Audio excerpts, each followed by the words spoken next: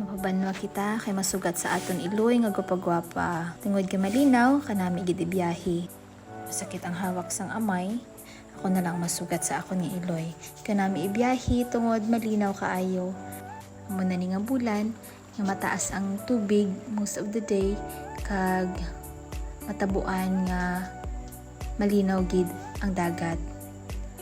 Katinaw sang dagat kag malinaw haligid sa pulo hasta sa banwa. Lapit na kita sa banwa. Ari ng akon gwapa. Gwapang iloy. Puli na kami.